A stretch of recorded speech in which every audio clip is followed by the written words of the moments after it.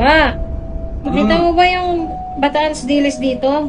Ewan ko, kanina pa ako madaling araw nagsusuklay dito pero wala naman ako napansin.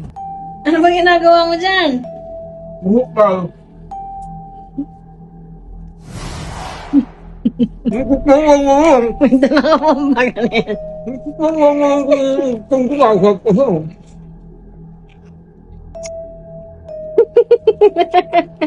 Dala-dala mo pa to ah. Hindi. Napahap. Alright. Hanap mo ba ay masarap papakin, masarap pulutanin, at pwedeng iulam sa kanin? Aba, ay dumating na. Ito na yon, ang Bataan's Dilis.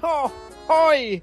Ang lahat ay nagkakagulo, nababaliw, at nagtatanong kung saan daw nanggaling ang napakasarap na dilis na ito. Dahil sa taglay nitong sweet and spicy na lasa, ay talagang mapaparami ka. Kahit ang bibig mo ay malaan, Curtis, ay hindi pa rin kakasya.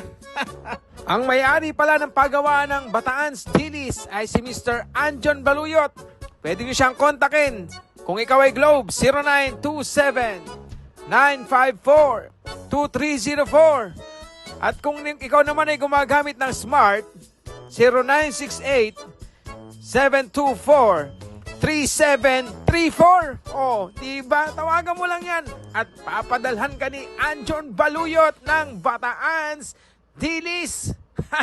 Kung ikaw naman ay lagi nakatunganga sa Facebook mo, pwede mo siyang tawagan dito. I-messenger nyo lang siya, Hoy, Anjon Baluyot. Alright. Kaya ano pang hinihintay nyo? Sabay-sabay tayong pumapak ng Bataan's Dilis. Let's go! Papak na! Ang Bataan Dilis, ang dilis na walang katulad. Meanwhile, mga kosa, mabalik muna tayo sa City of Love, the Iloilo City. At eto nga, pinagluto tayo ni Missiel. Si Missiel na asawa ng kapatid ng asawa ko. Di ba? Madali lang talaga. Parang sinigang lang pala siya na may Taster. Oo, na may ibang veggies. ibang pampaasin yung kadyos. Same lang naman, o yung kadyos. Kita mo yung kadyos na?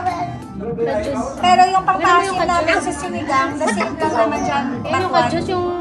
Ito na nga ang KBL. Ano ba ang ibig sabihin ng KBL, Papa John Lloyd? Kadyot lang bay. Ay, hindi. KLB pala yun. Ang KBL ay kadyos, baboy, at langka. Oy, ayoko ng langka na yan. Tatakot ako dyan. Nabagsakan ako nung araw sa mukha niyan eh. Yan ang dahilan, yung langka na yan. Kaya nagkaganito yung face ko. Pero iba to. Sa putahing ito, may talagang gusto ko yung langka. Lalo na kasama ang kadyos, baboy, at syempre yung langka. Diba? Ayan na nga, yan ang kadyos. Yung parang beans. Yan, parang siyang black beans na maliit. Yan ang kadyos. Diba? KBL, napakasarap. Alright. Thank you, Michelle, sa iyong pinatikim na putahe. Salamat. Isa sa pinakakilala at pinakapaborito ng mga Ilonggo, KBL. Please follow, like, and share.